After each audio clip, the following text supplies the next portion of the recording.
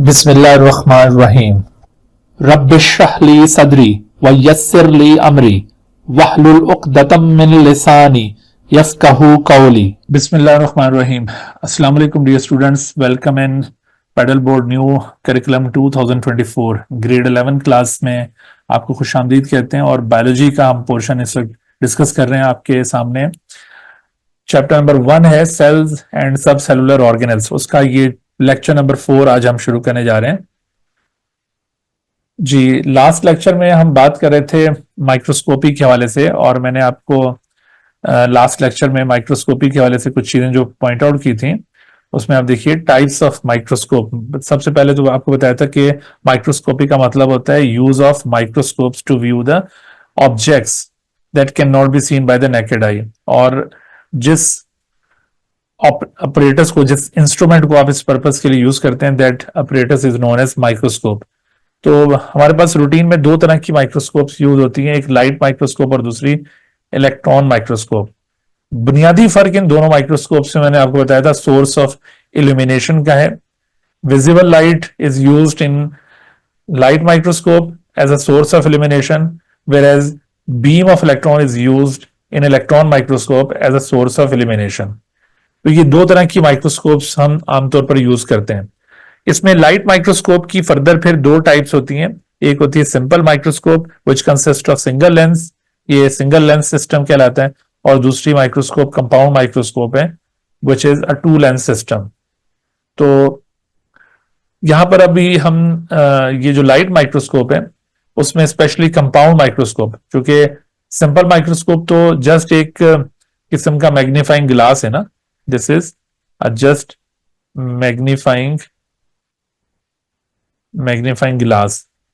तो ये magnifying glass एक किस्म की सिंपल माइक्रोस्कोप है।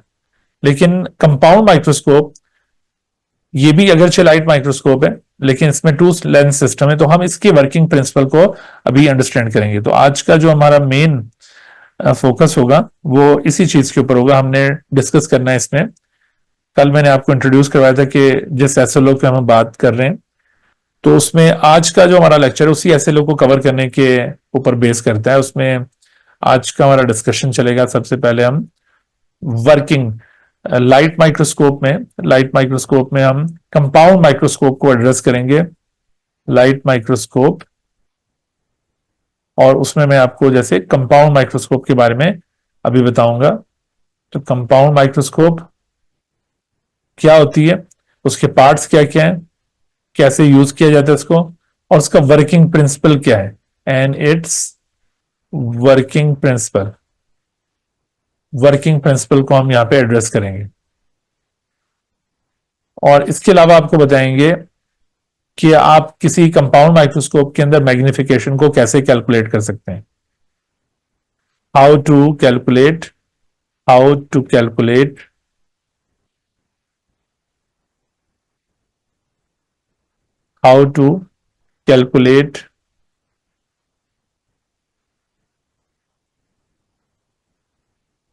magnification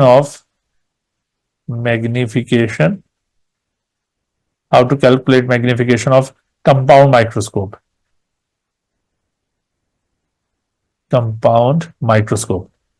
और इसके अलावा एक और चीज भी हमने कवर करनी है आज के इस डिस्कशन में।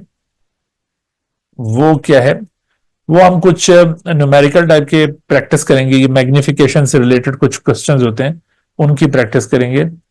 Practice of numerical questions related to magnification. तो ये चीजें हमने अभी एड्रेस करनी है। So let's see what is the principle of light microscope and how does it work. तो देखो, लाइट माइक्रोस्कोप में ये जो कंपाउंड माइक्रोस्कोप है उसकी आपके सामने ये एक झलक दिखाई है। There are several designs of the compound microscopes available in the market. ये उनमें से एक डिजाइन आपके सामने। इसके अलावा और भी आपको कुछ बाइनोक्यूलर भी नजर आएंगे। यहां पर दो इस तरह की ट्यूब्स दिखाई देती हैं, ठीक है। और कुछ थोड़ी सी इस तरह से इस डायरेक्शन में ये ट्यूब होगी, किसी में इरेक्ट है। तो मुख्तलिफ डिजाइन हैं इसके। किसी के अंदर यहाँ पे कैमरा भी लगा हुआ होता है। तो बहरहाल ये सब की सब लाइट माइक्रोस्कोप्स ही होंगी, कंपाउंड माइक्रोस्कोप्स होंगी। किस वजह से हम इनको लाइट माइक्रोस्कोप और कंपाउंड में कह रहे हैं? इस वजह से कि यहां पर जो सोर्स ऑफ इल्यूमिनेशन है वो विजिबल लाइट है। जैसे ये इधर मिरर लगाया हुआ है ना हमने, तो ये मिरर की जगह पर कोई लैंप भी हो सकता है। तो ये मिरर इस वजह से लगाया है ताकि हम सनलाइट को यहां से रिफ्लेक्ट करके इधर जो हमारा ऑब्जेक्ट रखा होगा उसके ऊपर उसको लाइट को यहाँ पे डायरेक्ट कर सकें। तो यहां पर कोई लैंप भी हो सकता है। तो बहरहाल ये मिरर एक किस्म का विजिबल लाइट का एक सोर्स है। तो विजिबल लाइट की वजह से इसको लाइट माइक्रोस्कोप कहा गया। और जबकि इसको कंपाउंड माइक्रोस्कोप क्यों कहा गया?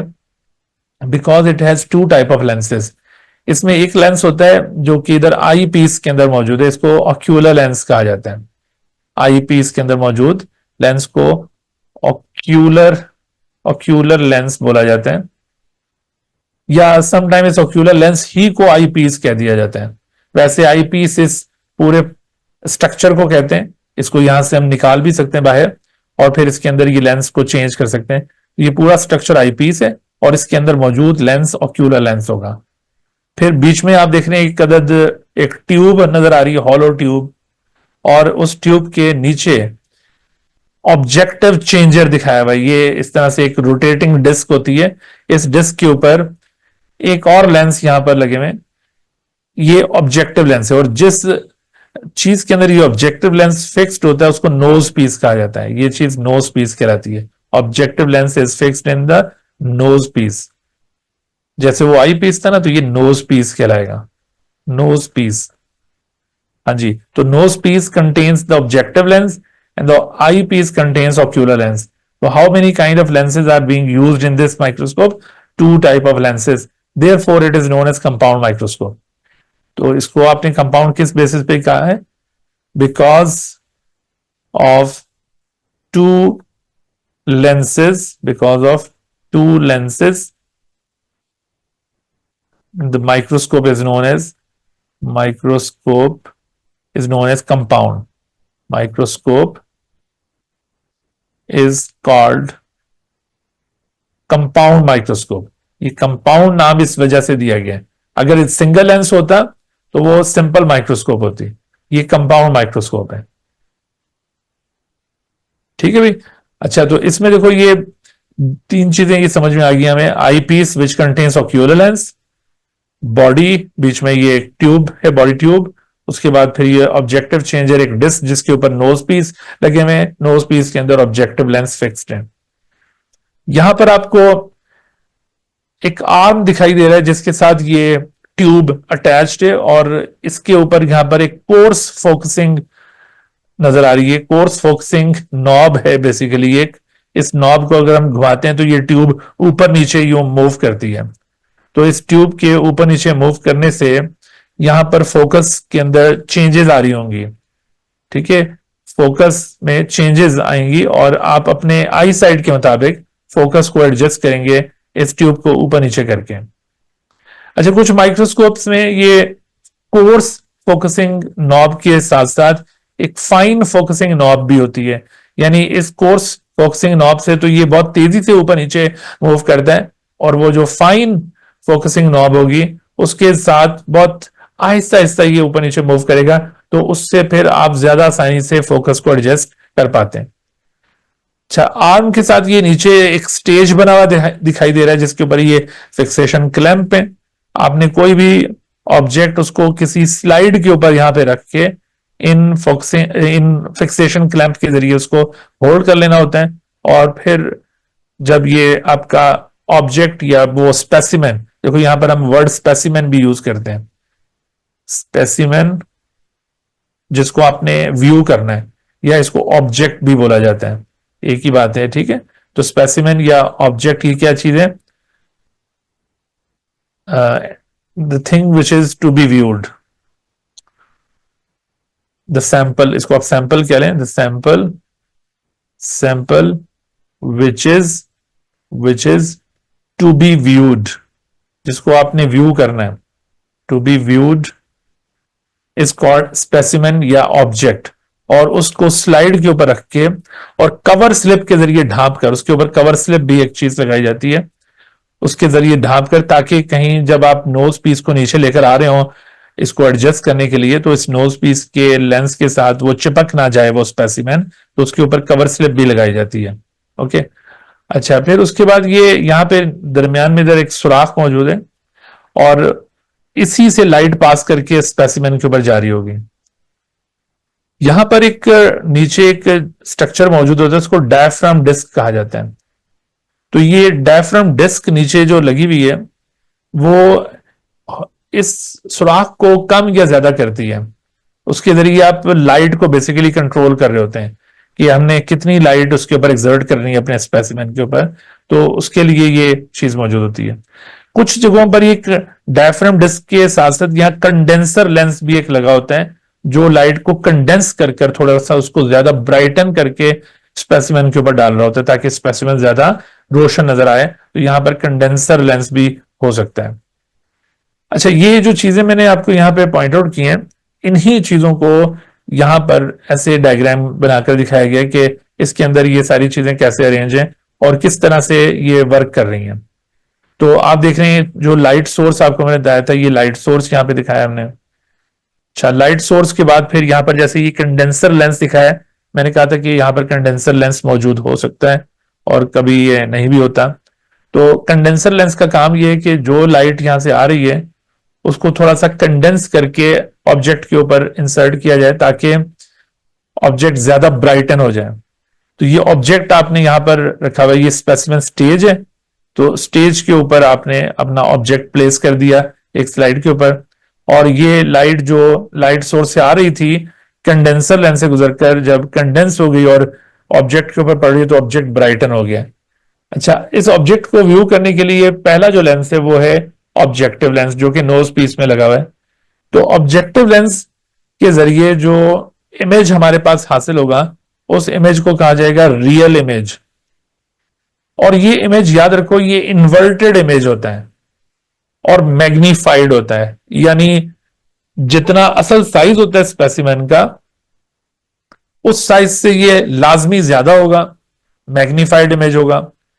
और ये इन्वर्टेड होगा, यानी अगर कोई चीज उसका हेड ऊपर की तरफ है, सपोज ये हेड है और टेल नीचे की तरफ है, तो इस ऑब्जेक्टिव लेंस से देखने पर अब टेल ऊपर और हेड नीचे नजर आएगा, इन्वर्टेड इमेज नजर आएगा। तो ये ऑब्जेक्टिव लेंस रियल, इन्वर्टेड और मैग्नीफाइड इमेज हमें शो करता है।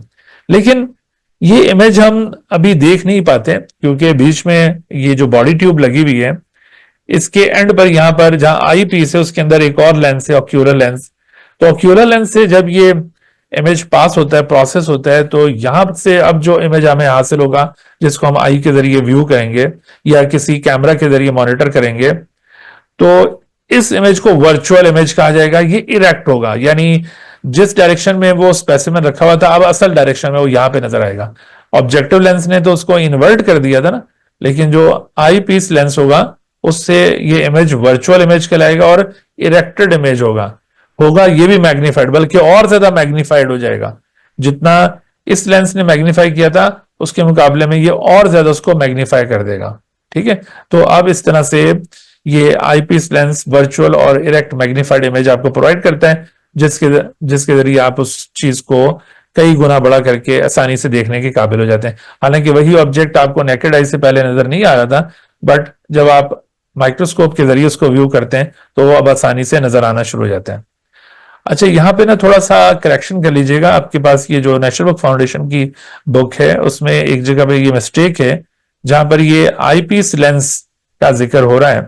तो आईपीस लेंस यहां पर भी वो इन्वर्टेड वर्ड यूज किया हुआ है इरेक्ट की जगह, उसको करेक्ट कर लीजिएगा, वो इन्वर्टेड नहीं है, वो इरेक्ट वर्ड है। ठीक है, तो ये आईपीस लेंस के जरिए या ऑक्यूलर लेंस के जरिए वर्चुअल, इरेक्ट और मैग्नीफाइड इमेज आपको मिलता है, जबकि ऑब्जेक्टिव लेंस के जरिए real, inverted and magnified image आपको मिलेगा। तो ये वर्किंग प्रिंसिपल है इसका। अच्छा, यहां पर अब एक और चीज ध्यान में रखनी है कि दोनों जो लेंस आप यूज कर रहे हैं दे हैव डिफरेंट मैग्निफिकेशंस। अमूमन ऑब्जेक्टिव लेंसेज जो यूज किए जा रहे होते हैं इनकी रेंज स्टार्ट होती है जनरली 40x से, 40x इसकी मैग्निफिकेशन हो सकती है। किसी की इसमें 50x मैग्निफिकेशन होती है, 60x 70x हो सकती है, मैक्सिमम 100x तक मैग्निफिकेशन होती है, मैक्सिमम 100x तक। देखो इसमें जो नोज पीस छोटे साइज का होगा वो कम मैग्निफिकेशन का होगा, जो नोज पीस थोड़ा लंबा होता है उसके अंदर मौजूद ऑब्जेक्टिव लेंस ज्यादा मैग्निफिकेशन का होता है। तो आप जब अपनी लैब के अंदर ये माइक्रोस्कोप्स ऑब्जर्व करेंगे तो उसमें आपने इस बात को जरूर नोटिस करना है कि आपने जो लेंस यहां पर एडजस्ट किया है, देखो ये रोटेटिंग डिस्क है ना, तो आप इसको रोटेट करके किसी एक लेंस को एक वक्त में इस्तेमाल करेंगे। तो आप अगर देखेंगे जो छोटे साइज का लेंस है तो उसकी मैग्निफिकेशन भी कम होगी, जो बड़े साइज का लेंस होगा उसकी मैग्निफिकेशन भी ज्यादा होगी, और मैक्सिमम ये 100x तक का ऑब्जेक्टिव लेंस होता है, इससे ज्यादा मैग्निफिकेशन का आपको ऑब्जेक्टिव लेंस नहीं मिलेगा। On the other hand ocular lens ये लो मैग्निफिकेशन के होते हैं, जैसे मैंने ऑब्जेक्टिव लेंस हाई मैग्निफिकेशन के बताए,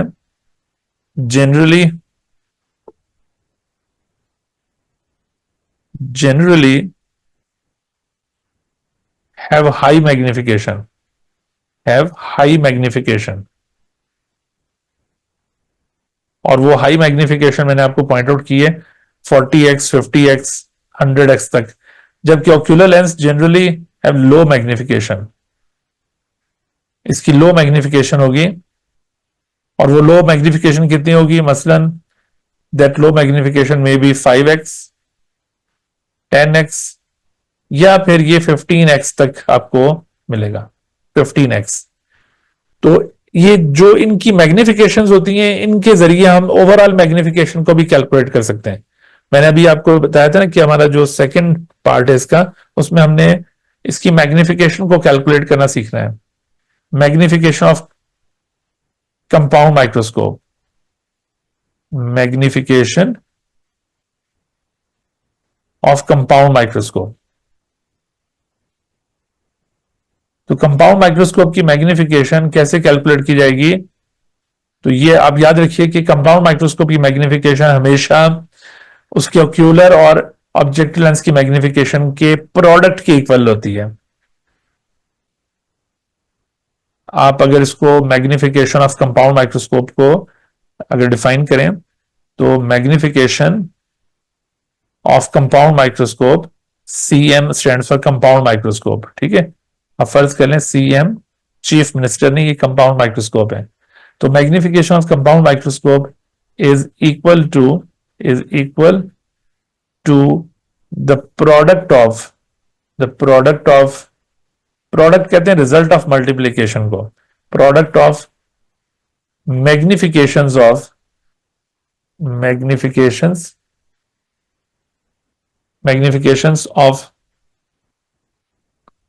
ocular lens and objective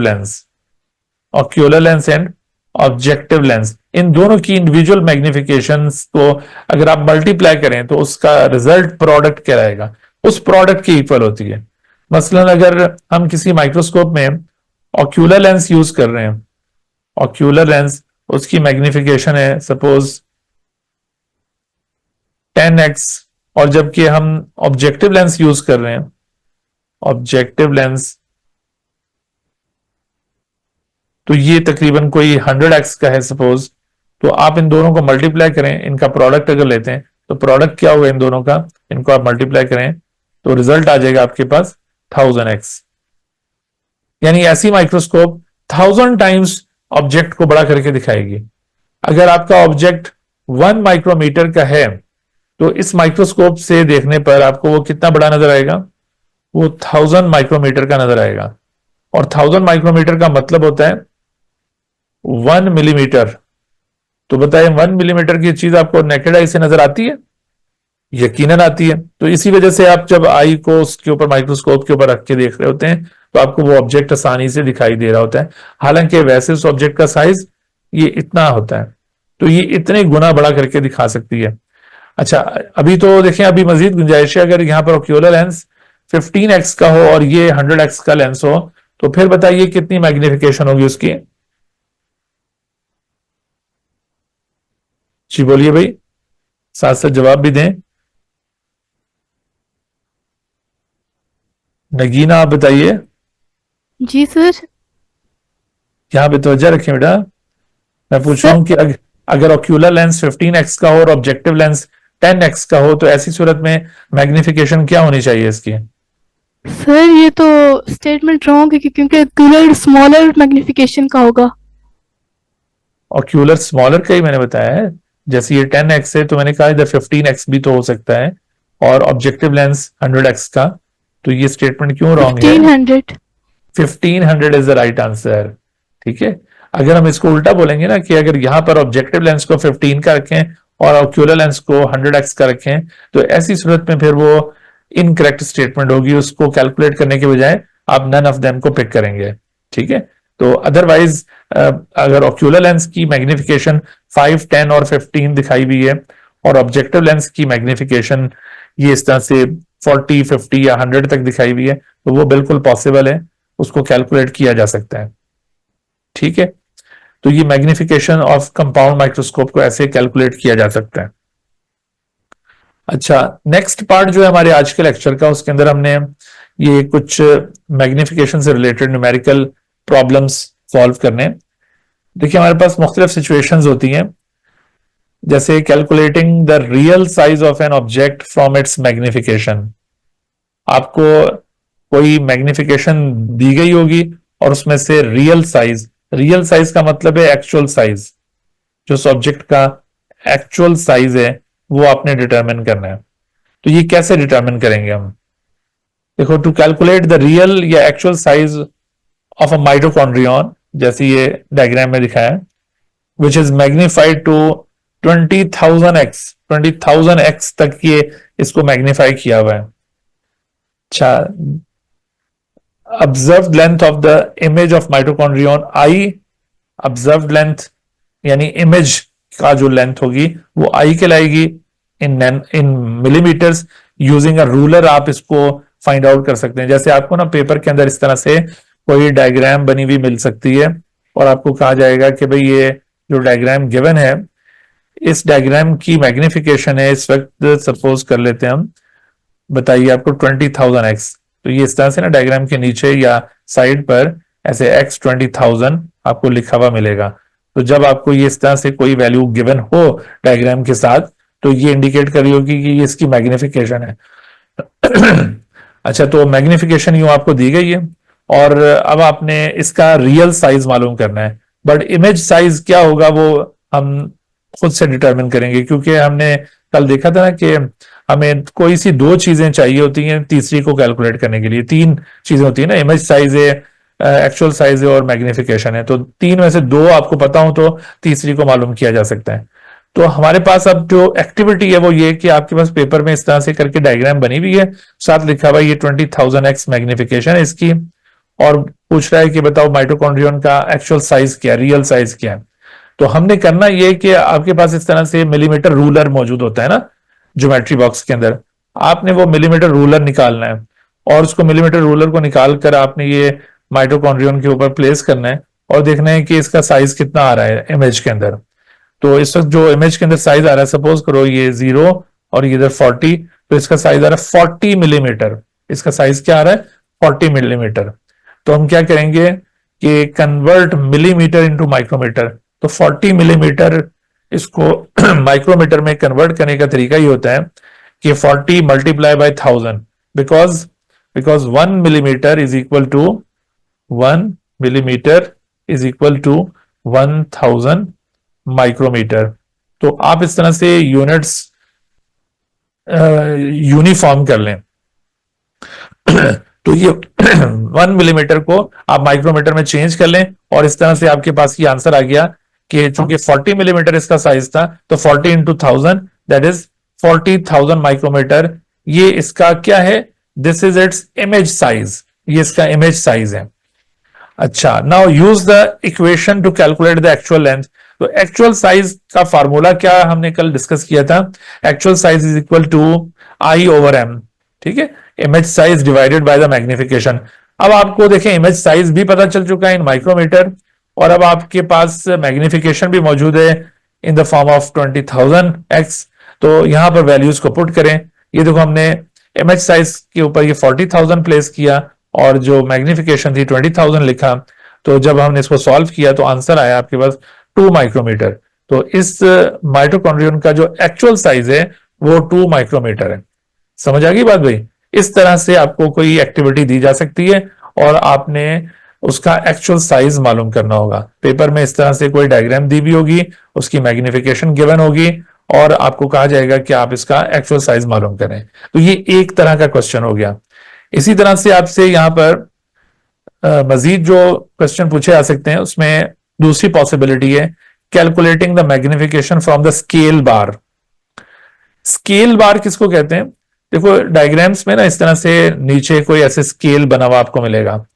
तो वो जो स्केल बना हुआ होता है उसमें कोई स्पेसिफिक साइज दिखाया गया होता है, यानी उसने ये शो किया है कि भाई यहां से लेकर यहां तक का जो फासला है आप ये समझ लें कि ये 1 माइक्रोमीटर है।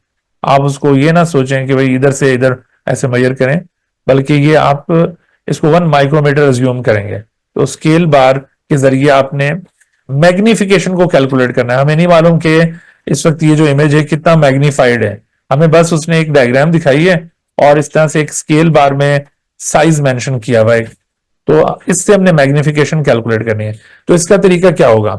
तो इसको हम सॉल्व करेंगे। We can calculate the magnification of the mitochondrion by simply using the scale bar. ठीक है, आपने जस्ट स्केल बार को यूज करना है, आपको कोई जरूरत नहीं है आप इस माइटोकॉन्ड्रियन के ऊपर तवज्जो दें। ठीक है, आपने जस्ट स्केल बार पे फोकस करना है। All you need to do is that measure the length of the scale bar and then substitute this and the length it represents into the equation. ठीक है जी, आपने जस्ट इसको मेजर करना है और इसको इसकी लेंथ को लेकर आप इक्वेशन के अंदर वैल्यूज को पुट करेंगे। तो हम इसको देखिए यहां से इसको मेजर करते हैं। मेजर कैसे करेंगे? बाय द वे मेजर करेंगे वही हम मिलीमीटर रूलर के साथ इसको मेजर करेंगे। स्केल बार कितना आपको मिल रही है, तो जब आप इधर मिलीमीटर रूलर प्लेस करते हैं, सपोज करो मिलीमीटर रूलर के ऊपर इसका साइज आया है 20 मिलीमीटर। देखो जो पिछली डायग्राम थी ना, तो पिछली डायग्राम के अंदर हमने ये मिलीमीटर रूलर ऐसे यूज किया था ना, तो ऐसे ही मिलीमीटर रूलर आप यहां पर यूज करेंगे। ऐसा ही मिलीमीटर रूलर आप यहां पर यूज करेंगे और इसको आप मेजर कर लेंगे कि यहां से लेकर यहां तक ये कितना बन रहा है। तो इसको मेजर करके देखा हमने तो हमें पता चला ये 20 मिलीमीटर बन रहा है। Measure the scale bar shown in the figure. ठीक है, तो हियर इट इज 20 मिलीमीटर। तो जब आपको ये 20 मिलीमीटर साइज मिल गया स्केल बार का, हालांकि देखो इधर लिखा हुआ है 1 माइक्रोमीटर, आपने इससे कंफ्यूज नहीं होना, आपने यो फिजिकली इसको मेजर करना है। तो फिर ये 1 माइक्रोमीटर क्या था? असल में 1 माइक्रोमीटर इसका एक्चुअल साइज था। ये क्या था? इसका actual size of the scale bar. लेकिन जो हम फिजिकली यहां पे मेजर करेंगे वो इमेज साइज होगा। तो इमेज साइज हमारे पास है 20 मिलीमीटर, जिसको हम कन्वर्ट करेंगे इनटू माइक्रोमीटर। तो 20 millimetre is equal to 20 into 1000 micrometre. तो ये आपके पास आंसर आ गया 20,000 माइक्रोमीटर। तो जब आपको स्केल बार माइक्रोमीटर में इसका साइज मिल गया, इसके इमेज का साइज माइक्रोमीटर में मिल गया, तो हमें मैग्निफिकेशन के लिए क्या चाहिए होता है? इमेज साइज चाहिए होता है, दैट इज 20,000 माइक्रोमीटर, और हमें एक्चुअल साइज चाहिए होता है, दैट इज 1 माइक्रोमीटर। तो 20,000 माइक्रोमीटर डिवाइडेड बाय 1 माइक्रोमीटर, तो आंसर क्या आया? आंसर आ गया 20,000x। ठीक है भाई, 20,000x। तो ये है इसकी मैग्निफिकेशन। देखो मैग्निफिकेशन का यूनिट हमेशा x यूज करेंगे आप, मैग्निफिकेशन का यूनिट हमेशा x यूज करेंगे। इस तरह से इसको सॉल्व करते हैं। ये मैंने दूसरी सिचुएशन आपको बताई है, क्वेश्चन इस तरह से भी आपसे पूछा जा सकता है। अच्छा ये याद रखो कि ये जो मैं आपको क्वेश्चंस बता रहा हूं ये आपके थ्योरी के पेपर में भी पूछे जा सकते हैं। जो टॉपिक आपने अभी पढ़ा है ना, तो उसके अंदर भी हम ये कॉन्सेप्ट्स को डील करें। और इसके साथ साथ ये आपकी जो प्रैक्टिकल स्किल्स हैं, एक्सपेरिमेंटल स्किल्स की अलग से आपको एक बुकलेट मिली होगी, तो उस एक्सपेरिमेंटल स्किल के अंदर भी ये चीजें गिवन है, तो ये उसके लिए भी इंपॉर्टेंट है। ठीक है, अगरचे आप लोगों का प्रैक्टिकल एग्जाम वो इस साल नहीं होना, ये जो 2025 में आपका एग्जाम होगा फर्स्ट ईयर का, उसके अंदर अभी प्रैक्टिकल एग्जाम नहीं होना। जब आप 2026 में सेकेंड ईयर का एग्जाम दे रहे होंगे तो उस वक्त फर्स्ट ईयर और सेकेंड ईयर का इकट्ठा प्रैक्टिकल बेस्ड असेसमेंट होना है, तो उसके अंदर ये सारे इस तरह के क्वेश्चंस आएंगे। सही है, लेकिन हम साथ साथ इसको प्रिपेयर करते रहेंगे। अच्छा, तो तीसरी पॉसिबिलिटी एक और भी है, वो क्या है? वो ये है कि देखिए आप अगर इस तरह से मैग्निफिकेशन ऑफ द फोटोग्राफ्स के जरिए, calculating the magnification of the photographs, उसको आपने कैलकुलेट करना है इमेज के जरिए। देखो इसको आप कैसे कैलकुलेट करेंगे, आप फोटो माइक्रोग्राफ या इमेज को उसकी मैग्निफिकेशन को कैलकुलेट करेंगे। तो उसका क्या तरीका हो सकता है, यहां पर अब वो स्केल बार वगैरह कोई नहीं दिया हुआ, हमने इसकी मैग्निफिकेशन डायरेक्ट निकालनी है। तो अगर पहले स्केल बार थी तो उससे हम कर सकते थे, अब अगर हमें डायरेक्ट कोई फिगर दी हुई हो तो उससे भी हम कर सकते हैं, कोई मसला नहीं है। देखो इसके लिए हम क्या करेंगे, to calculate to calculate the magnification of photomicrograph. देखो फोटो माइक्रोग्राफ हम टर्म यूज कर रहे होते हैं उस पिक्चर के लिए जिसको माइक्रोस्कोप के जरिए लिया गया होता है, ये एक्चुअल पिक्चर्स होती हैं फोटो माइक्रोग्राफ। इसी तरह से एक और वर्ड आप यूज करेंगे, इलेक्ट्रॉन माइक्रोग्राफ। अभी हम आगे जब इलेक्ट्रॉन माइक्रोस्कोप स्टडी करेंगे ना, तो इलेक्ट्रॉन माइक्रोग्राफ एक ऐसी पिक्चर होती है जो इलेक्ट्रॉन माइक्रोस्कोप से ली गई होती है। हाँ जी, तो photomicrograph of the mitochondria shown in the figure, we should know the actual length and the size of the image. हमें ये दो चीजें पता होंगी तो हमें पता चलेगा कि मैग्निफिकेशन क्या है। तो पहले देखो कि एक्चुअल या real length can be calculated by the scale bar using the figure. अच्छा यहां पर फिगर के अंदर ना एक स्केल बार दिया हुआ है, ये जो दिया हुआ है ना, ये 0.5 माइक्रोमीटर, ये एक किस्म का स्केल बार है कि यहां से लेकर यहां तक ये 0.5 माइक्रोमीटर है। तो ये स्केल बार, इसको हम यूज करेंगे एक्चुअल लेंथ को फाइंड आउट करने के लिए। तो हमें पता चला कि भाई ये यहां से लेकर यहां तक 0.5 है, तो इसी स्केल को यहां पे रखें तो ये इधर मजीद 0.5, इधर रखें मजीद 0.5 और इधर रखें, तो इस तरह से हमें पता चला कि 2 माइक्रोमीटर इसकी एक्चुअल लेंथ बन रही है। आप इसी को यहां पे ऐसे मेजर करके देख लें, या इसको आप फिजिकली मेजर कर लें और उसके बाद फिर इस साइज को मेजर कर लें, तो आपको पता चल जाएगा कि इसकी एक्चुअल लेंथ कितनी आ रही है। तो जब आपके पास एक्चुअल लेंथ आ गई, that is 2 micrometre, now measure the length in the millimetre of the mitochondrion in photomicrograph using the ruler. अब आप यहां से रूलर प्लेस करके इसको चेक करें कि what is the size of the image. तो साइज ऑफ इमेज है आपके पास वही 40 मिलीमीटर। 40 मिलीमीटर को आप ट्रांसफॉर्म कर लें इनटू माइक्रोमीटर। तरीका वही है कि 1 मिलीमीटर जो कि 1000 माइक्रोमीटर के इक्वल होता है, so the 40 millimetre is equal to 40 into 1000 micrometre. तो आपके पास 40,000 माइक्रोमीटर आंसर आ गया। जब आपके पास ये दोनों चीजें आ गई तो अब आपने क्या करना है, अब फार्मूला मैग्निफिकेशन का वही, image size divided by actual size. तो इमेज साइज आपके पास 40,000 माइक्रोमीटर है और जबकि एक्चुअल साइज आपके पास 2 माइक्रोमीटर था, और जब आपने इसको डिवाइड किया तो आंसर आ गया 20,000x। तो वो इस तरह से आपने मैग्निफिकेशन को कैलकुलेट कर लिया। तो भाई ये 3 मुख्तलिफ तरीके हो सकते हैं सवाल पूछने के। उसमें आपने देखा कि आपको कोई फिगर दिखाई जाएगी, उसमें से मैग्निफिकेशन पूछी जा सकती है, या मैग्निफिकेशन बताई गई हो तो एक्चुअल साइज आपसे पूछा जा सकता है। तो इस तरह के क्वेश्चंस को सॉल्व करना इंतहाई आसान है, बस थोड़ी सी आपकी ये प्रैक्टिस होनी चाहिए। तो ये चीजें जो आज हमने डिस्कस की हैं, इसको आप जरूर प्रैक्टिस कीजिएगा ताकि दोबारा इस तरह के क्वेश्चन आपके सामने आए तो आप इजीली सॉल्व कर लें। देखो ये तो प्रोसीजर यहां पर हमने बताया ना कि कैसे सॉल्व करना है। आपको ये प्रोसीजर लिखने की जरूरत नहीं होगी। जब आपसे कहा जाएगा कि भाई calculate the magnification from the given image, तो उसमें आपने जस्ट ये स्टेप्स अपने यहाँ पे दिखाने, यानी आपने ये सारा प्रोसीजर बताना, लेकिन यूं इतना डिटेल में वर्किंग नहीं करनी है, इतनी डिटेल में वर्डिंग नहीं लिखनी है। जस्ट आपकी वर्किंग यहां पे चाहिए होगी। आपने फार्मूला दिखाना है, फार्मूला दिखाकर उसके बाद आपने उसके अंदर वैल्यूज दिखानी है, और वैल्यूज के बाद यानी जस्ट आपको ये वर्किंग शो करनी होगी। आपको ये पूरी डिटेल बताने की जरूरत नहीं है कि आपने ये कैसे कैलकुलेट किया। ये तो समझाने के लिए हमने यहां पर डिटेल दी हुई थी ना, तो आपको ये डिटेल बताने की जरूरत नहीं होगी जब आपने एग्जाम में इसको सॉल्व करना है। तो ठीक है भाई, तो ये हमारे आज के लर्निंग ऑब्जेक्टिव्स थे जो हमने अचीव कर लिए। इंशाल्लाह कल के लेक्चर के अंदर हम बात करेंगे इलेक्ट्रॉन माइक्रोस्कोप के ऊपर। इलेक्ट्रॉन माइक्रोस्कोप क्या होती है, किस तरह काम करती है, और लाइट माइक्रोस्कोप के साथ उसके कहां कहां पर डिफरेंसेस आ रहे हैं। इंशाल्लाह फिर ये कल के लेक्चर में इसके ऊपर बात होगी। जी बेटा, कोई क्वेश्चन आपके ध्यान में?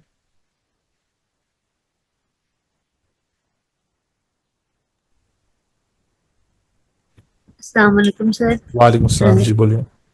सर ये जो आपने 0.5 माइक्रोमीटर को इतना तो समझ आ गया कि 0.5 माइक्रोमीटर उसका मतलब एक्चुअल साइज था, उसको 4 टाइम इंक्रीज किया तो ये हमने इसको 4 से मल्टीप्लाई कर दिया। इससे हाँ मुझे आगे समझ नहीं आई, क्या कहा आपने? हाँ जी, इसके बाद देखो, ये जब हमें ये पता चल गया ना कि 0.5 माइक्रोमीटर, तो इसको 4 से मल्टीप्लाई किया, क्योंकि ये 4 टाइम्स इसका साइज बन रहा है ना, 4 से मल्टीप्लाई किया तो 2 माइक्रोमीटर। तो हमें पता चला कि ये जो माइटोकॉन्ड्रियन है इसका एक्चुअल साइज 2 माइक्रोमीटर है, क्योंकि देखो इसने ये स्केल बार दिया होता है ना कि ये यहां से लेकर यहां तक का फासला 0.5 माइक्रोमीटर है। और चूंकि माइटोकॉन्ड्रियन की शेप इतनी बड़ी नजर आ रही है कि इस तरह का स्केल 4 टाइम्स यहाँ पर मेजर किया जाए तो फिर ये टोटल लेंथ बनेगी। तो हमने ये 0.5 को 4 से मल्टीप्लाई करके इसकी एक्चुअल लेंथ फाइंड आउट कर ली है। तो ये 2 माइक्रोमीटर की एक्चुअल लेंथ है। फिर हमने इसकी इमेज की लेंथ मालूम की है। देखो एक्चुअल लेंथ तो 2 माइक्रोमीटर, लेकिन इमेज क्या 2 माइक्रोमीटर का है? इमेज तो हरगिज 2 माइक्रोमीटर का नहीं है ना।